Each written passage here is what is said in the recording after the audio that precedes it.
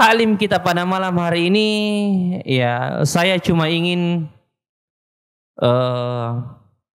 kita ingin mengangkat satu kisah di dalam Al-Quran, ya kisah tentunya yang sangat insya Allah memberikan inspirasi bagi kita, ya, memberikan dan yang semoga memberikan semangat bagi kita para penuntut ilmu, karena adik-adik sekalian di sini rata-rata orang-orang yang meninggalkan kampungnya, ya. Ya. Cuma berapa orang Makassar di sini? Angkat tangan dulu yang orang Makassar. Iya. Iya, masih mendominasi ya, tapi yang lain ini di luar Makassar ya. Di luar Makassar. Iya. Siapa yang paling jauh di sini? Ada dari Papua? Yang mana dari Papua di sini? Malaysia? Dari Siapa yang paling jauh? Aceh. Ya. Ya, yang jujur ya. Ahlul Quran tidak boleh tidak boleh berdusta ya. Ya. Yang dari Aceh ada? Kalau yang dari Papua? Oh, dari Papua. Masya Allah. Siapa namanya? Ahmad. Masya Allah. Iya. Ya, dari mana? Papua juga. Papua apa? Timur, Barat? Apa nama daerahnya di Papua? Ada nama daerahnya? Siapa? Apa? Riyad. Biak. Oh, Biak. Masya Allah. Biak. Oh, di Biak. Masya Allah. Yang dari sebelah, ya, bagian Aceh, Sumatera dan sekitarnya ada? Ya. Ya, siapa ada? Bagian Sumatera dan sekitarnya ada? Atau Jawa? Ada yang dari Jawa? Oh iya, Jawa apa? Timur, Masya Allah. Daerahnya apa? Banyuwangi, Masya Allah. Iya. Luar biasa ya. Iya. Kalau Kalimantan ada? Oh iya, Masya Allah. Berapa orang dari Kalimantan? 1. Oh, Masya Allah. Dari mana di Kalimantan, Dek? Di mana? Nunukan, Masya Allah. Iya, luar biasa. Iya. Ya, jadi kita semua di sini berbeda-beda tapi satu. Iya, insya Allah. Iya. Allah Subhanahu wa taala berfirman, "Ya ayuhan nasu inna khalaqnakum min dzakarin wa untha." Dilanjut, "Wa ja'alnakum syu'uban wa qabaila lita'arafu." Ya, kami jadikan kalian berbangsa-bangsa, bersuku-suku, ya. Ya, dari kalangan laki-laki dan perempuan, tujuannya apa? Lita'arafu, untuk kalian saling mengenal. Iya, Masya Allah. Itu luar biasa. Ini akan menjadi kenangan yang paling indah di pondok markas Imam Malik ini, jika kita ada yang dari latar belakang berbeda-beda ya. Kalau dari Bugis semua ya, tidak. Ya, tidak serak begitu ya. Bagus kalau ada yang dari Jawa, dari Kalimantan, bahkan ada dari Papua, Masya Allah, luar biasa. Ya, semoga ini menjadi inspirasi dan penyemangat bagi orang-orang Makassar khususnya yang menjadi tuan rumah. Iya, jangan sampai kita dikalahkan oleh saudara-saudara kita yang dari jauh datang ke sini untuk menuntut ilmu. Oleh sebab itulah kisah yang akan kita ceritakan pada malam hari ini, ya salah satu kisah dalam Al-Quran tentang sebuah perjalanan menuntut ilmu dari seorang Nabi Allah Subhanahu wa taala. Ada yang bisa tebak? Kisahnya Nabi siapa? Musa alaihi salam dalam surah Al-Kahfi. Ya, ini yang akan kita bahas pada malam hari ini, dan mudah-mudahan Allah memberikan kemudahan untuk kita bisa saling berbagi insyaallah. Iya. Baik. Ada sekalian yang dimuliakan oleh Allah. Iya. Di dalam surah Al-Kahfi itu terdapat 4 kisah di dalamnya. Ya, pertama kisahnya siapa? Ashabul Kahfi. Yang kedua kisahnya ya Ashabul Jannatain, pemilik 2 kebun. Ya, yang ketiga kisahnya Nabi Musa alaihi salam ya dengan Nabi Khidir. Yang keempat kisahnya Zulkarnain. Kita akan mengambil potongan kisah yang ketiga, ya, dari surah Al-Kahfi ini, ya, tentang kisah Nabi Musa alaihi salam. Ya, baik. Ya. Di dalam surah Al-Kahfi ayat 60, ada sekalian yang dimuliakan oleh Allah, Allah Subhanahu wa taala menceritakan, ya, di mana Allah berfirman di sini, a'udzubillahi minasyaitonir rajim. Wa idh qala Musa li fatahu la abrahu hatta ablugha majma'al bahraini aw amdiya huquba. Ya, Allah Subhanahu wa taala berfirman, dan ingatlah ketika Nabi Musa berkata kepada muridnya, ya, atau pelayannya yang disebut Yusha bin Nun, berkata, Nabi Musa mengatakan la abrah, ya, hatta ablugha majma'al bahraini aw amdiya huquba. Aku tidak akan pernah berhenti berjalan sampai aku bertemu atau telah sampai di tempat yang bernama Majma'al Bahrain, pertemuan dua buah lautan, ya, atau aku berjalan terus menerus sampai bertahun-tahun. Ya, apa latar belakangnya kisah ini? Ya, sebelumnya saya mau bertanya, apa kelebihan dari Nabi Musa alaihissalam, keistimewaan dari Nabi Musa alaihissalam? Sebelah sini dulu. Apa keistimewaan dari Nabi Musa alaihissalam? Ya, ya, ya, tongkatnya bisa menjadi ular. Apa lagi? Membelah lautan. Ya, apa lagi? Dari sini lagi. Ya, ya.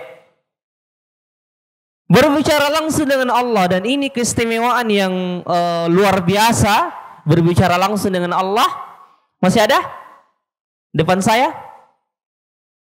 Ya, ya, apa? Iya, apalah? Ya, hanya itu ya. Iya. Tapi apa yang disebutkan tadi oleh saudara kita, siapa namanya? Jamal. Iya, Masya Allah, Jamal, ya, dari saudara kita Jamal. Itu keistimewaan yang luar biasa ketika Nabi Musa alaihissalam bisa berbicara dengan Allah, mendengarkan langsung suaranya, ya, dan berkomunikasi langsung dengan Allah. Ya, subhanallah. Saya tanya di sini, ada yang pernah bicara langsung dengan wali kotanya Makassar? Ada? Ya? Ada yang pernah berbicara langsung dengan wali kotanya Makassar? Siapa yang pernah berbicara langsung dengan wali kotanya Makassar?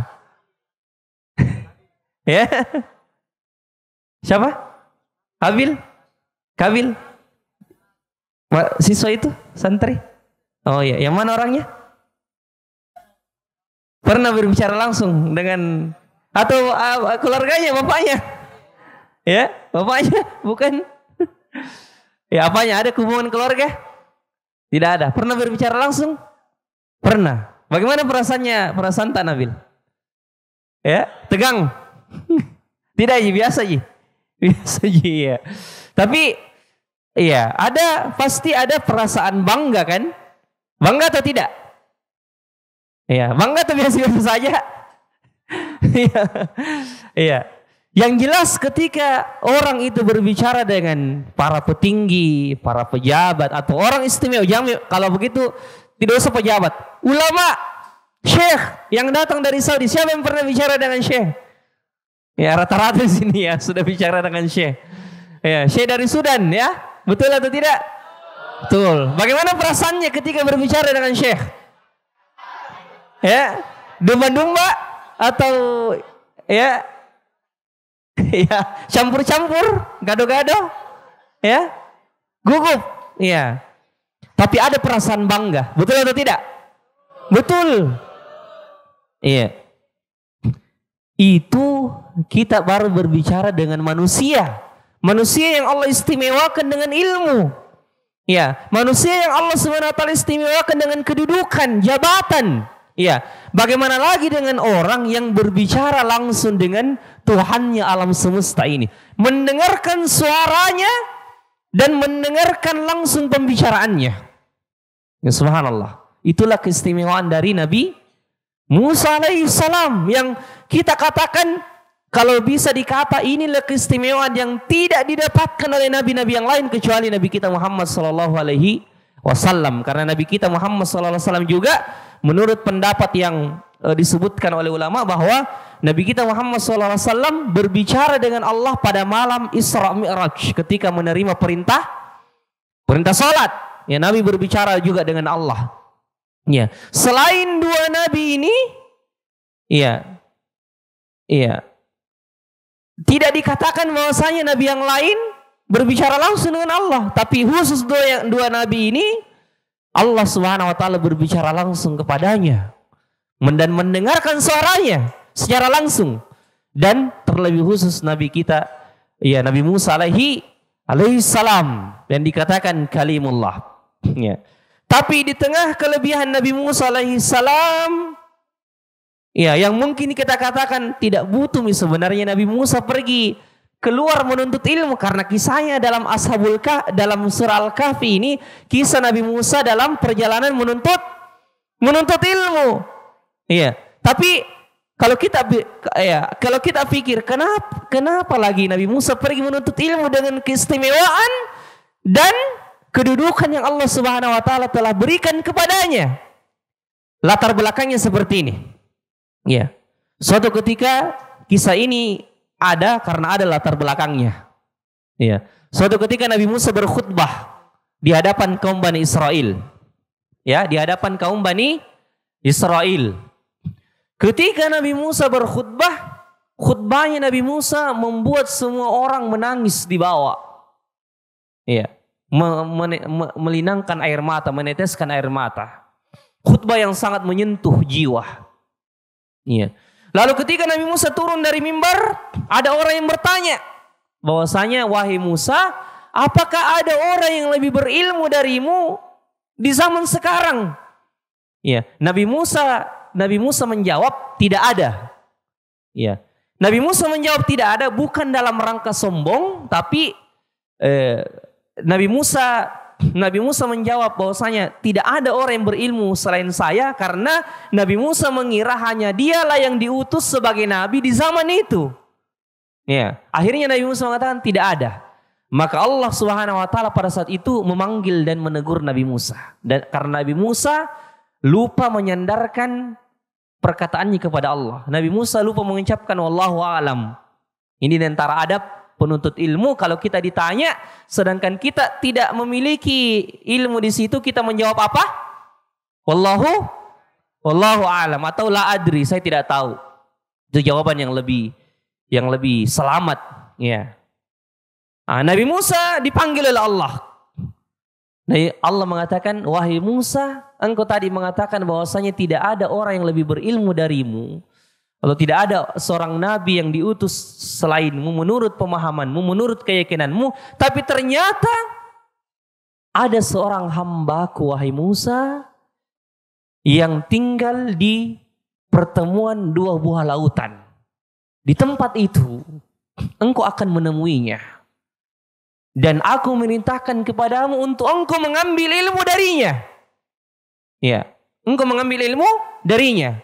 Dan bawalah bekal, wahai Musa, bawalah bekal sejenis ikan, sebagian ulama menyebutkan ikan kering sebagai bekal perjalananmu. Di mana engkau kehilangan ikan itu, maka disitulah engkau akan menemui hambaku yang aku maksud itu. Maksudnya Khidir alaihi salam, Nabi Khidir alaihi salam. Ya. Maka apa jawaban Nabi Musa alaihi salam? Ya. Kalau kita itu bagaimana kira-kira jawabannya orang kalau misalnya dia sudah ustadz besar di masyarakat.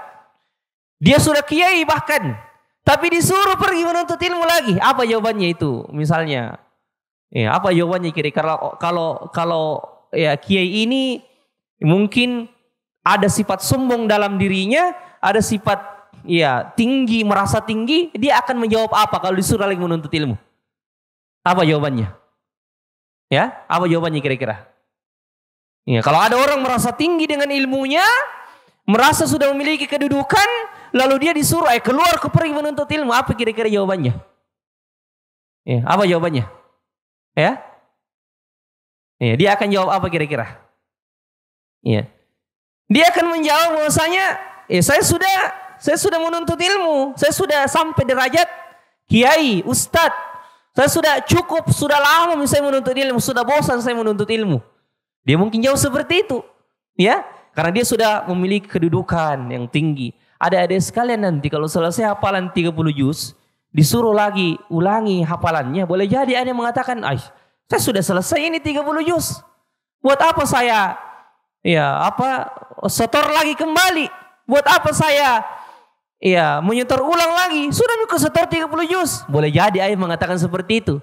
Tapi orang yang betul-betul memahami bahwasanya ilmu itu akan terus bertambah dengan diulang-ulang, atau pada dasarnya kita ini bagaimanapun tingginya ilmu kita adalah lemah di mata Allah, orang akan semakin merendah. Iya. Tahu padi? Tahu? Ini padi di sekitar kita ini sawah ya. Siapa yang sini biasa bantu-bantu bapaknya kerja sawah? Siapa? Ya. Yang tahu masalah sawah siapa? Ya. Yang bapaknya petani, pekebun, ya. Banyak ya? Ada? Angkat tangan dulu yang bapaknya pekebun, petani, siapa? Angkat tangan dulu. Kita mau lihat. Iya, Masya Allah. Iya, dan yang dari Kalimantan, Masya Allah. Ya, siapa namanya dek? Tadi yang dari Kalimantan itu? Siapa namanya? Alif ya? Hanif, Masya Allah. Hanif, iya. Petani, bapak? Pekebun? Oh iya, Masya Allah. Iya. Yang petani siapa? Bapaknya? Iya. Nggak usah malu. Petani itu pekerjaan yang bagus, bukan pekerjaan yang tercela. Iya. Kita? Bukan. Iya. Ya, atau saya tanya, yang petani bapaknya atau yang tahu ya masalah persawahan padi atau yang kita saksikan di sekitar kita ini, padi itu sebelum dia diambil hasilnya, dipetik buahnya yang akhirnya kita makan menjadi beras, ketika padi itu semakin berisi, bagaimana keadaannya? Ya, merunduk, ya. Semakin merunduk, padahal dia semakin berisi, ya, dia semakin merunduk. Ya, maka begitulah peribahasa Indonesia mengatakan, semakin padi merunduk, semakin padi berisi, semakin dia merunduk. Ini peribahasa untuk orang-orang yang berilmu sebenarnya. Maksudnya semakin dia berisi, semakin dia menunduk. Maksudnya menunduk, semakin dia tahu bahwasanya dirinya sebenarnya adalah orang yang tidak tahu. Ya, semakin dia tahu, semakin dia merasa bahwa dirinya tidak tahu. Itu prinsip sebenarnya seorang penuntut ilmu.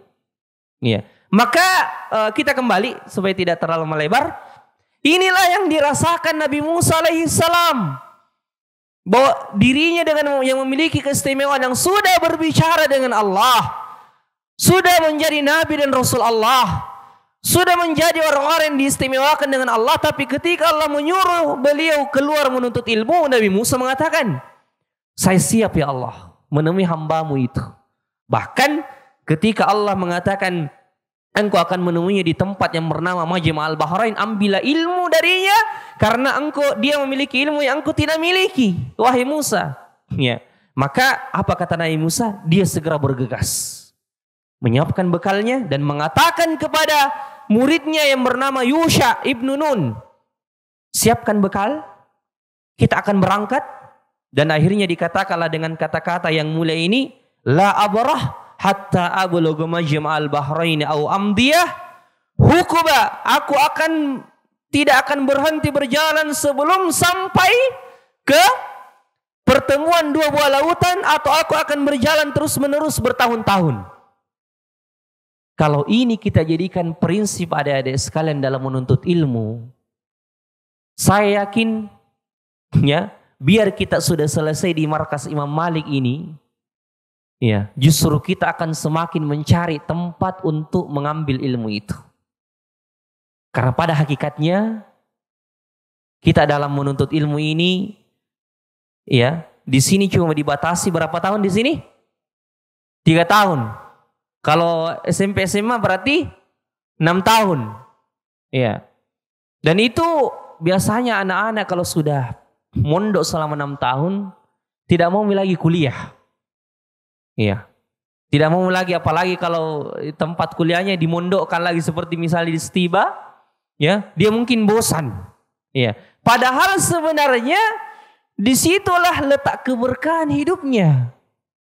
Ya, ketika dia semakin lama panjang perjalanannya menuntut ilmu, semakin berkah Allah, semakin dia dapatkan adik-adik sekalian. Ya. Saya ini, ya tidak apa-apa saya sebutkan sebagai penyemangat saya. Ya. Ya. Sebenarnya saya bukan alumni pondok. Ya, saya SD negeri, SMP negeri, ya kemudian MAN. Baru di Stiba saya mulai belajar agama. Itu pun saya menyesal. Kenapa tidak dari SMP, SMA saya dimasukkan ke pesantren? Iya. Tapi di Stiba, subhanallah, ketika saya sudah masuk Stiba, di situ baru terasa bagaimana nikmatnya menuntut ilmu itu. Iya. Bagaimana nikmatnya menghafal Al-Quran. Bagaimana nikmatnya bermajelis seperti ini bersama guru-guru kita. Iya. Kemudian Allah takdirkan lulus ke Saudi ya untuk menerima beasiswa di Al-Qasim. Alhamdulillah sekarang sudah tahun ke-10. Ya. Karena dari S1 sampai S2 ya sekarang sudah tahun terakhir S2 ya, sudah tahun ke-10 sekarang. Iya. Tapi itu pun saya pribadi merasa belum ada apa-apa yang bisa diberikan. Iya. Karena Imam Ahmad mengatakan, ya kalau tidak salah Imam Ahmad mengatakan, kalau engkau memberikan seluruh tenagamu, seluruh waktumu untuk ilmu, niscaya ilmu itu akan memberikan setengahnya kepadamu. Hanya setengahnya saya diberikan. Bagaimana milai kalau setengah-setengah ki menuntut ilmu di sini, apa mina kasih ki ilmu itu? Ya, Imam Ahmad saya mengatakan kalau seluruh tenagamu, seluruh waktumu, seluruh konsentrasimu kamu berikan untuk ilmu, ilmu hanya memberikan setengahnya kepadamu. Baru setengahnya. Bagaimana kalau orang main-main memang di sini datang ke sini? Ya, tidak serius. Ya, pasti apa? Pasti tidak ada. Iya. Ya, boleh bisa dikatakan sepercik. Ya, setetes yang hanya dia dapatkan dari ilmu ini. Ya. Nabi Musa adik-adik sekalian keluar. Padahal dia adalah seorang nabi. Dia mengatakan, saya akan berjalan terus menerus. Saya tidak peduli sampai di mana saya berjalan. Sampai saya betul-betul sampai ke titik pertemuan itu. Di mana? Majma'al Bahrain. Dan perhatikan.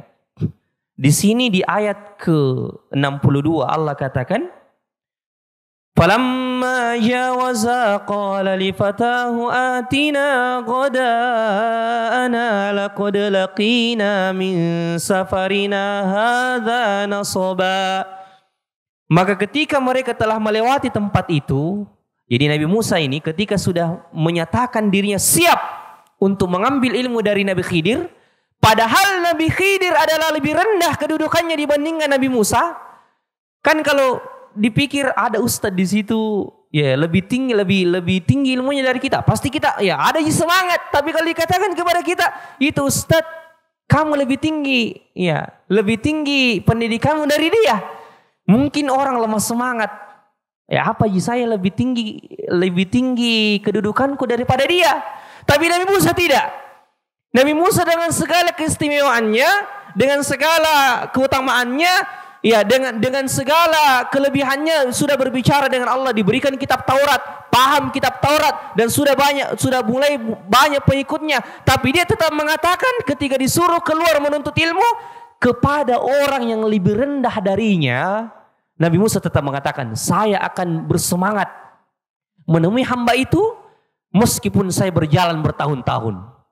Subhanallah. Ini Nabi Musa alaihissalam yang lebih tinggi derajatnya dibandingkan Nabi Khidir. Tapi Nabi Musa ketika Allah menyuruhnya keluar menuntut ilmu, menyatakan kesiapannya apapun yang terjadi. Apapun yang terjadi. Ya.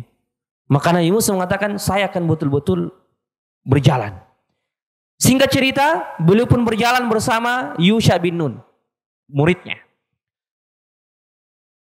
Ulama mengatakan mungkin sekitar setengah hari berjalan kaki, atau ada yang mengatakan sudah mengambil beberapa hari. Sampailah Nabi Musa di sebuah tempat yang ada sebongkah batu besar di situ. Batu besar. Ya. Kemudian Nabi Musa mengatakan kepada pelayannya, kita singgah dulu di sini istirahat, ya, tidur sejenak untuk mengambil kekuatan, ya. Kita gantian. Wahai Yusha, jika aku tidur engkau yang berjaga, jika engkau mau tidur saya yang berjaga. Ya, kata Nabi Musa kepada muridnya ini. Ketika Nabi Musa tidur pada saat itu, ya, untuk mengambil kekuatan, Yusha melihat di sekitarnya ada kejadian yang aneh. Ya, keranjang yang di situ ada bekal makanan mereka berupa ikan kering. Tiba-tiba ikan tersebut hidup dengan izin Allah. Padahal ini ikan sudah menjadi bekal, sudah siap dimakan. Tapi ini ikan kering tadi ini tiba-tiba hidup dan kemudian ia bergerak di dalam keranjang itu dan keluar melompat mengambil jalannya ke laut. Ya, dan disebutkan oleh sebagian ulama tafsir, ahli tafsir bahwasanya ketika ikan itu hidup kembali dan bergerak, laut itu seakan-akan kering. Di tempat lompatnya itu ikan, tanahnya kering sedikit di situ, kemudian terbuka menjadi jalan yang dilewati oleh ikan itu, mengambil jalannya masuk ke dalam lautan. Disitulah Yusha memperhatikan, wah ini ada yang aneh ini. Iya, kenapa ini ikan? Ini sudah siap dimakan, ini sudah mati ini ikan, tapi kenapa bisa hidup kembali dan mengambil jalan ke laut? Akhirnya Yusha ini mengatakan, saya harus ceritakan ini kepada Nabi Musa alaihissalam.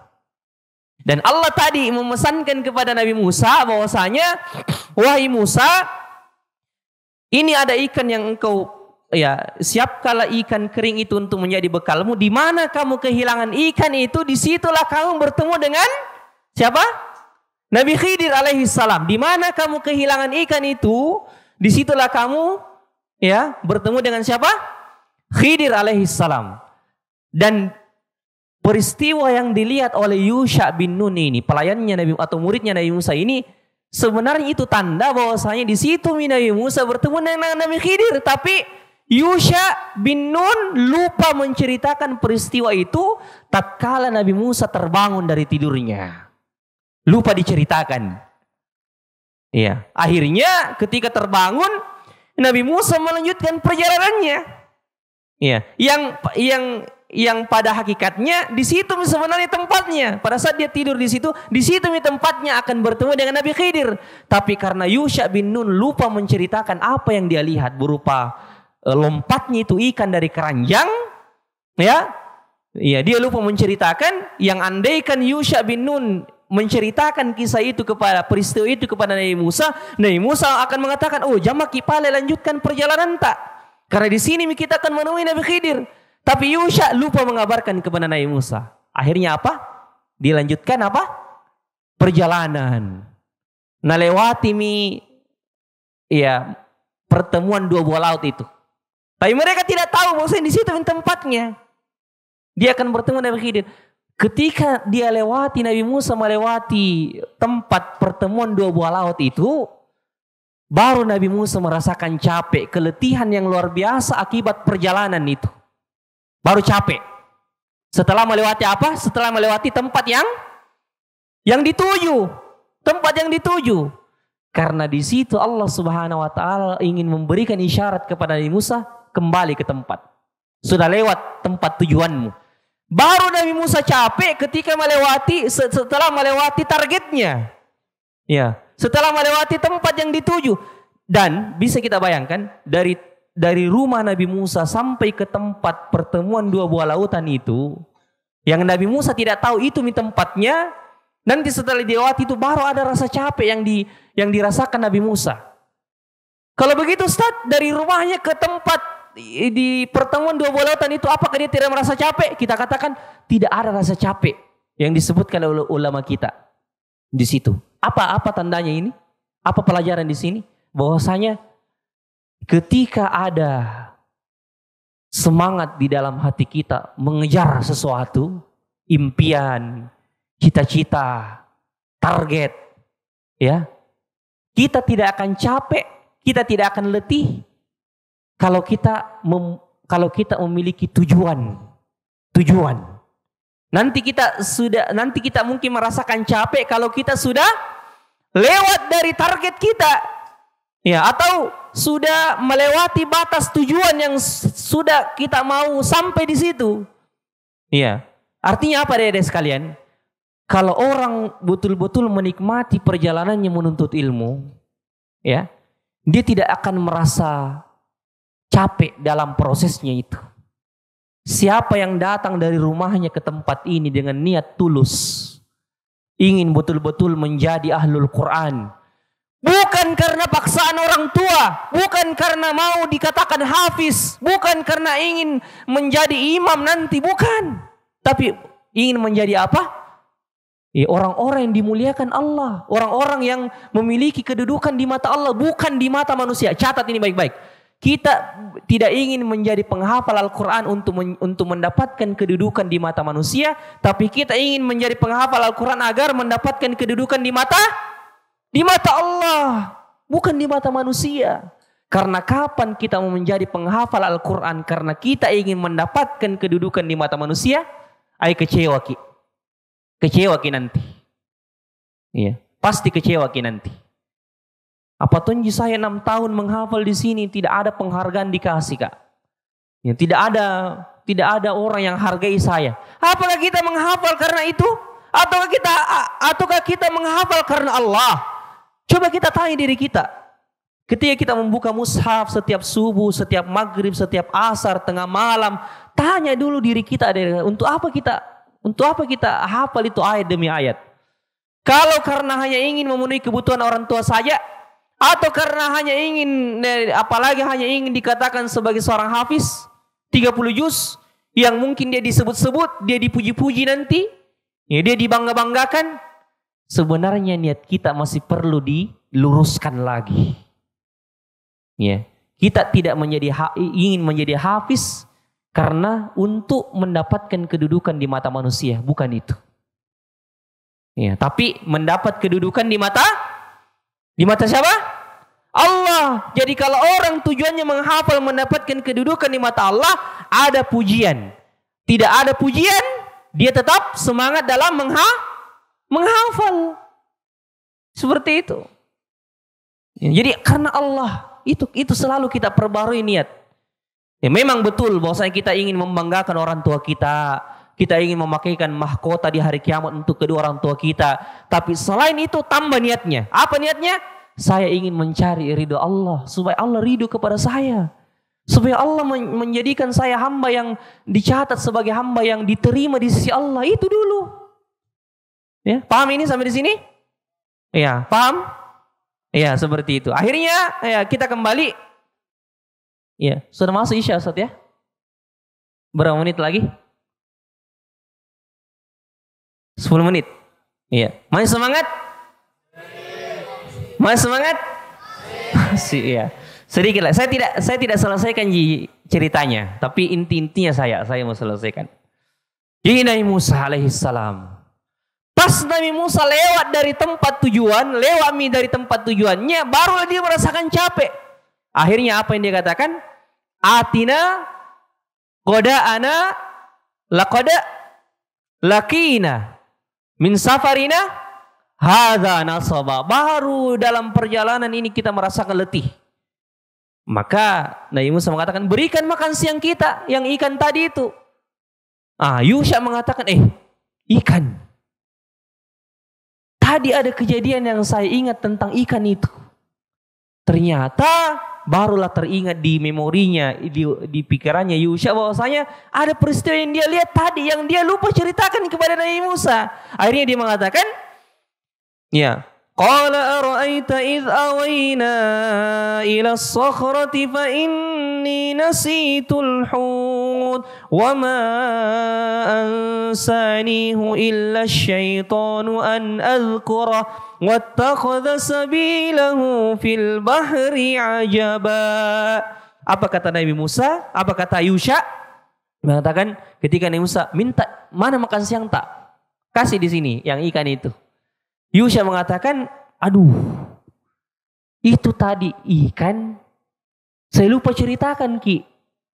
Iya, tadi itu pada saat kita singgah di sebuah batu, pada saat engkau tadi tidur wahai Nabi Musa, saya melihat kejadian yang aneh. Ikan yang menjadi bekal kita itu hidup kembali dan melompat ke laut mengambil jalannya. Saya lupa memberitahukanmu, dan tidaklah saya dibuat lupa kecuali syaitan yang membuat saya lupa.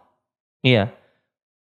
Apa kira-kira jawabannya Nabi Musa? Ya, mungkin ini Yusha mengatakan, mati mi kodong ini nama remak ini Nabi Musa ini karena kehilangan bekal, baru lupa saya tadi ceritakan. Tapi Nabi Musa justru dengan kedudukannya, dengan keistimewaan akhlaknya, dia justru tidak memarahi pembantunya atau muridnya, tapi Nabi Musa justru mengatakan, itulah yang kita inginkan. Itulah yang kita inginkan. Iya. Bahwasanya ketika Allah berpesan tadi kepada saya, di mana tadi kamu kehilangan ikan itu, disitulah kamu akan menemui hamba Allah yang bernama Khidir, disitulah engkau akan menemuinya. Nabi Musa tidak mengatakan, ini sudah lewat ini dari batu tadi. Di situ sebenarnya tempat bertemu Nabi Khidir tadi. Kita sudah lewat. Kenapa engkau tidak bilang dari tadi? Nabi Musa tidak mengatakan itu kepada siapa? Muridnya. Dia tidak memarahi muridnya. Dia tidak memarahi pembantu, pelayannya ini, muridnya ini. Tapi justru Nabi Musa menghiburnya dan mengatakan, oh, itu yang kita inginkan. Akhirnya mereka balik ke tempat itu, dan disitulah mereka bertemu dengan Nabi Khidir alaihissalam. Singkat cerita, ketika Nabi Musa alaihissalam bertemu dengan Nabi Khidir, ya mungkin kalau orang seperti Nabi Musa memiliki kedudukan, yang mengambil ilmu dengan orang yang lebih di bawahnya, Nabi Musa akan mengatakan, mungkin boleh jadi orang yang berkedudukan seperti Nabi Musa mengatakan, ini saya datang kepadamu ya sebagai Nabi Allah, ya, dan Allah memerintahkan saya untuk mengambil ilmu darimu, cepat berikan ilmu itu kepada saya. Ya, mungkin jawabannya seperti itu. Apalagi Nabi Musa, mana lebih afdal Nabi Musa atau Nabi Khidir? Nabi Musa lebih tinggi kedudukannya Nabi Musa dari Nabi Khidir. Tapi ya Nabi Musa sama sekali tidak memperlihatkan keistimewaannya. Tidak mengatakan, ini saya lebih tinggi daripada kamu, berikan ilmu itu kepada saya. Tidak serta-merta seperti itu, tidak sombong dengan ilmunya, justru dengan penuh adab. Perhatikan, dengan penuh adab, penuh sopan, penuh rasa sopan. Nabi Musa mengatakan kepada Nabi Khidir ketika hendak mengambil ilmu dari Nabi Khidir, apa kata Nabi Musa? Qala lahu Musa hal attabi'uka ala an tu'allimani mimma ullimta rushda. Ya, apa kata Nabi Musa? Nabi Musa mengatakan, ya, bolehkah aku mengikutimu wahai Khidir agar engkau mengajarkan kepadaku ilmu yang telah Allah ajarkan kepadamu? Coba perhatikan kata-kata Nabi Musa ini. Nabi Musa mengatakan, bolehkah aku mengambil ilmu darimu? Sebuah adab yang luar biasa. Meminta izin dulu, bolehkah aku mengambil ilmu darimu? Tidak serta-merta mengatakan, berikan ilmu itu kepada aku, tidak. Tapi meminta izin. Dan beginilah adab murid kepada gurunya. Ketika ingin mengambil ilmu dari gurunya, dia mengatakan, Ustadz, bolehkah saya bertanya? Ustadz, bolehkah saya belajar ini sama kita? Ustadz, bolehkah saya diajarkan ini? Itulah adab yang paling tinggi, paling sopan ketika seorang murid ingin mengambil ilmu dari gurunya, dari ustadznya. Maka Nabi Musa di tengah kedudukan yang paling tinggi, paling istimewa itu, beliau tetap beradab kepada orang yang berada di bawahnya, orang yang lebih rendah daripada dia. Nabi Musa mengatakan, bolehkah aku mengambil ilmu darimu agar engkau mengajarkan ilmu yang Allah telah ajarkan kepadamu? Iya. Seperti itu, luar biasa kan adabnya Nabi Musa? Ya, dan Nabi Musa mengatakan, qala satajiduni insyaallahu sabiran wala a'silaka amra. Engkau akan mendapati diriku sabar, ya, dan aku tidak akan memaksiatimu atau melanggar perintahmu selama aku menjadi muridmu. Ini diantara adab seorang murid, menyatakan kesiapan, kesungguhan di depan gurunya ketika ingin mengambil ilmu dari gurunya. Maka sebagai kesimpulan, saya catat baik-baik, ini adab dari Nabi Musa dalam menuntut ilmu. Agar ilmu kita berberkah, dua saja saya kasih malam ini. Pertama, ya, hormati pemilik ilmu itu, maka Allah akan memuliakan kita. Ya, bisa dicatat, hormati pemilik ilmu itu, maka Allah akan memuliakan kita. Ya, saya ulang, hormati pemilik ilmu itu, maka Allah akan memuliakan kita. Ya. Yang kedua, ya, meminta izinlah kepada guru-guru kita dalam segala hal. Ya, meminta izinlah kepada guru kita dalam segala hal, terkhusus masalah menuntut ilmu. Ya, meminta izinlah kepada guru kita dalam segala hal, terkhusus dalam masalah menuntut ilmu. Ya, meminta izinlah kepada guru kita dalam segala hal, terkhusus dalam masalah menuntut ilmu. Yang ketiga, ya, yang terakhir, nyatakan kesiapan kita, nyatakan kesiapan kita dan kesungguhan. Ya, nyatakan kesiapan kita dan kesungguhan untuk mengambil ilmu dari guru kita. Untuk mengambil ilmu dari guru kita. Nyatakan kesiapan, ya, dan kesungguhan untuk mengambil ilmu dari guru kita. Ya. Ustadz, saya siap Ustadz. Ya, insya Allah saya bersabar Ustadz. Saya berusaha bersabar Ustadz. Saya berusaha insya Allah ikut apa perintah Ustadz, ikut apa yang kita bilang Ustadz, insya Allah ta'ala. Inilah semua adab-adab yang harus dimiliki oleh seorang penuntut ilmu. Karena waktu yang membatasi kita, sebenarnya masih mau bercerita panjang lebar dengan adik-adik sekalian. Masih ada kisah lanjutannya ini, tapi karena waktu yang membatasi kita, ya mungkin kita cukupkan sampai di sini. Ya, kalau ini saja kita amalkan, 3 ini, insya Allah Allah akan berkahi ilmu kita, insya Allah. Karena guru adalah manusia berberkah di dalam kehidupan kita. Itu closing statement, penutupnya, guru adalah orang yang paling berberkah di dalam kehidupan kita, tentunya setelah orang tua. Ya, seperti itu. Barakallahu fikum, jazakallahu khairan. Terima kasih kepada para asatidzah, pembina yang telah memberikan kesempatan kepada kami di sini, ya, dan kepada adik-adik sekalian tetap semangat. Semoga Allah Subhanahu wa taala menjadikan kita penghafal Al-Quran yang ilmunya berberkah, insyaallah, dan menjadikan kita orang-orang yang dimuliakan oleh Allah di dunia dan di akhirat. Subhanakallahumma rabbana wa bihamdik, asyhadu an la ilaha illa anta, astaghfiruka wa atubu ilaik. Akhiru da'wana alhamdulillahirabbil alamin. Assalamualaikum warahmatullahi wabarakatuh.